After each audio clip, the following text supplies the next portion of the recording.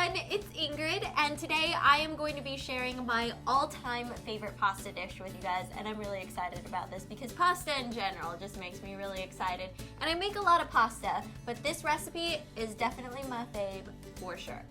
For this recipe, you will need some fresh asparagus, cherry tomatoes, 4 to 6 cloves of minced garlic, a little bit of cream, some tagliatelle pasta, and this is just my personal preference because I think it goes best with this pasta dish, but feel free to use whatever shape you want to use. I have some grated Parmesan cheese, pancetta that's been cut up into nice little pieces, and some olive oil. I just have a pot of water heating up back there for the pasta, and now I am going to start off with the veggies. So I'm gonna show you how I like to cut up my asparagus for this recipe. So what I like to do is I cut off the very tip of the asparagus.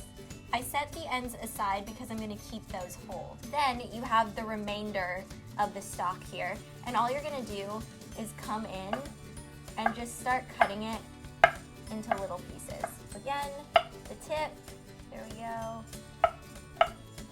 and then just cut up the pieces. So then once you have a little bit more, you can come in and just kind of roughly chop them down again. So you're gonna wanna cut up an entire bundle of asparagus. And then I have my cherry tomatoes. So with these, you're just gonna cut them in half.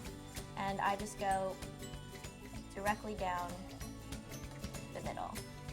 And then you have a pretty cherry tomato. And that just makes them easier to put in the pan, easier to eat, and you also get to see more of them. So everything is chopped up now, and I'm gonna head over to the stove so we can start cooking everything up.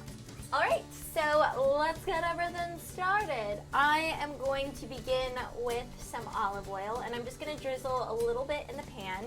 You don't want too much because the pancetta will give off some natural oils. And then I'm just gonna grab the pancetta, put that in. We got a nice sizzle going. I love that sound. And then I have the asparagus pieces that go right in. And then also the garlic. Now this is quite a bit of garlic for most people. I love garlic, so I would honestly put in like 8 cloves of garlic. But I think 4 is good. 6 is like, I like garlic. Any more than that, you're a garlic lover. Okay, so I'm just gonna kind of move this around. Oh, and it smells really good. All of the garlic, and you can smell the pancetta with the asparagus. It smells amazing. All right, so while that cooks, I'm gonna take a little bit of salt and our pasta. I'm gonna throw the salt in the boiling water, and then I'm actually gonna break this.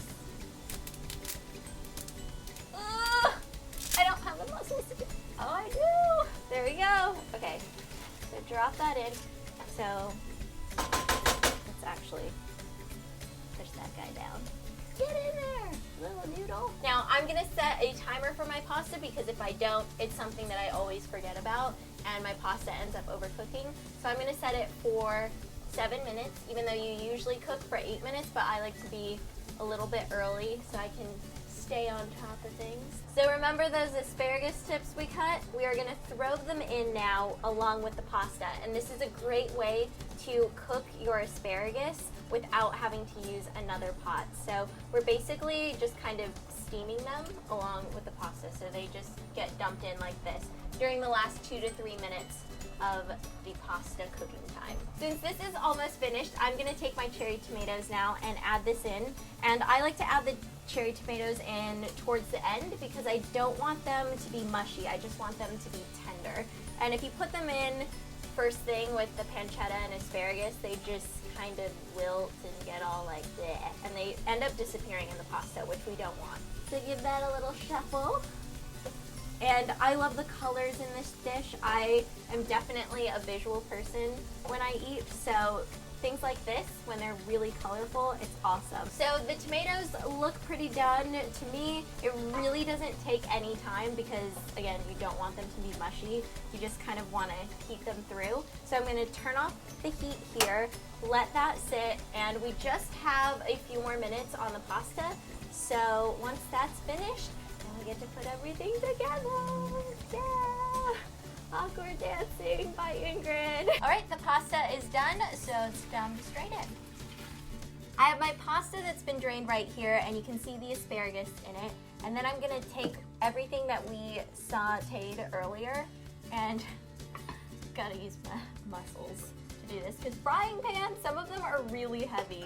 And this one, when you gotta lift it up like this, you gotta use the strength that you have within you. Use your Hulk muscles. Then I'm just going to give this a quick toss, just to kind of get things mixed in a little bit more. Oops, and things might go flying. But this smells really, really good, and I just love how this looks. And I like how when you keep the asparagus tips whole, you see that there's asparagus in this, so I don't know, I think it just gives it a cool texture, and it's not just all chopped up asparagus. It's just more visually pleasing. Then I'm just gonna take this little splash of cream, and I'm gonna add that in over the top, and that gives it a little bit of richness, some more flavor. You don't want too much because you don't want this to be, too wet.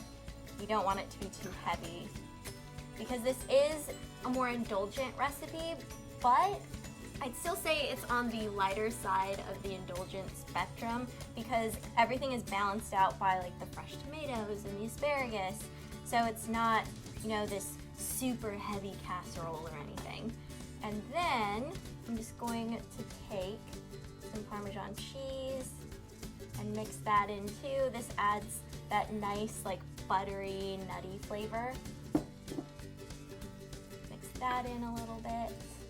All right, let's get this ready to eat.